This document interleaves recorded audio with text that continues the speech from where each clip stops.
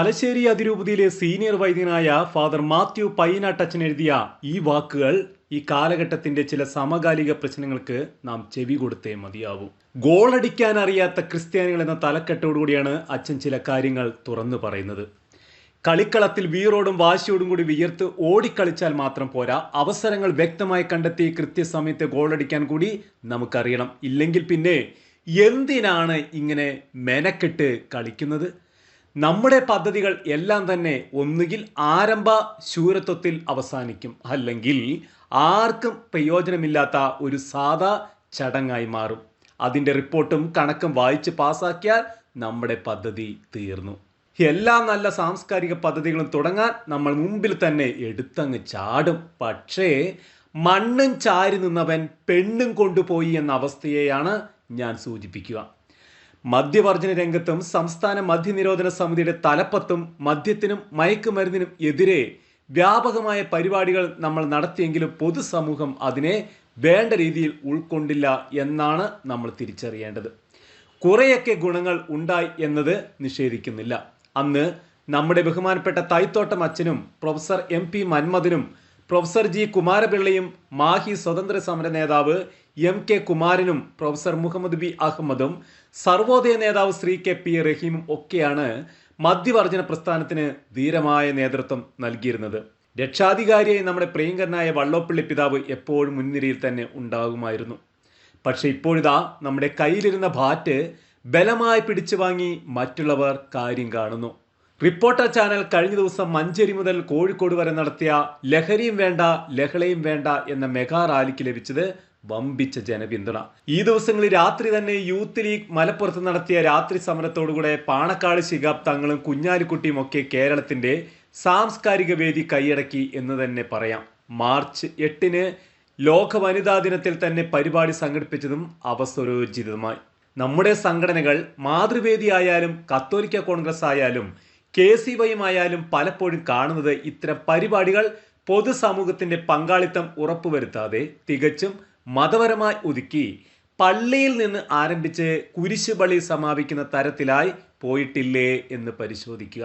ഏതാനും വർഷം മുമ്പ് ലവ് ജിഹാദിനെ പറ്റിയും നർക്കോട്ടിക് ജിഹാദിനെ പറ്റിയും ഒരു പള്ളിയിലെ പ്രസംഗത്തിൽ നമ്മുടെ മക്കളെ കരുതലോടെ സൂക്ഷിക്കണം, അപകടകരമായ സാഹചര്യങ്ങൾ ശ്രദ്ധിക്കണം എന്നൊക്കെ അജഗണങ്ങളോട് ആത്മാർത്ഥതയുള്ള ഒരിടയൻ പറഞ്ഞപ്പോൾ ഇപ്പോൾ അതിവിദഗ്ധമായ രംഗത്തിറങ്ങി കളിക്കുന്ന ഒരു വിഭാഗത്തിലെ തീവ്രവാദികൾ തന്നെയാണ് പാല അരമന ആക്രമിക്കുവാനും പിതാവിനെ കൈയേറ്റം ചെയ്യാനും തുനിഞ്ഞ് ഇറങ്ങിച്ചെന്നത്. അന്ന് അവിടെ സംരക്ഷണ ഭിത്തി തീർത്തത് ആരാണെന്ന് കൂടി നമ്മൾ അറിയാതെ പോകരുത്.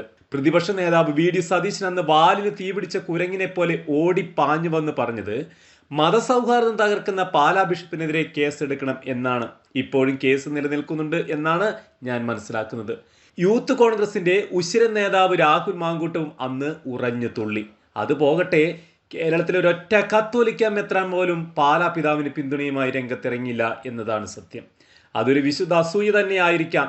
നമ്മുടെ പ്രസ്ഥാനങ്ങളും സാംസ്കാരിക പ്രവർത്തനങ്ങളും സമൂഹത്തിൽ ക്ലച്ച് പിടിക്കുന്നില്ലെങ്കിൽ അതിൻ്റെ കാരണം ലളിതമായി പറഞ്ഞാൽ സങ്കുചിതമായ മതതാൽപര്യമാണ് എന്നാണ് എൻ്റെ എളിയ അഭിപ്രായം.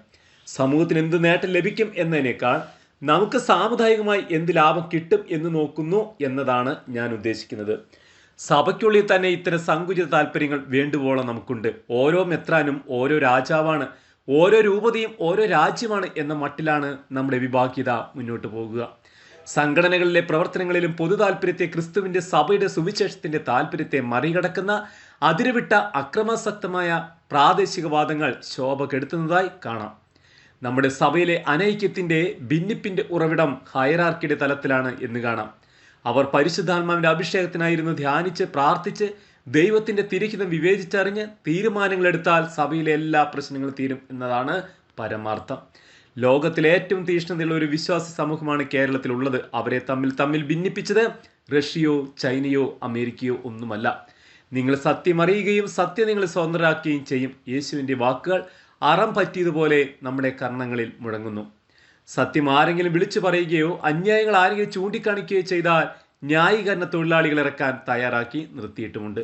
കാര്യം എന്തെന്നറിയാതെ ആരും ന്യായീകരണത്തിന് അന്ധമായി പുറപ്പെടരുത്.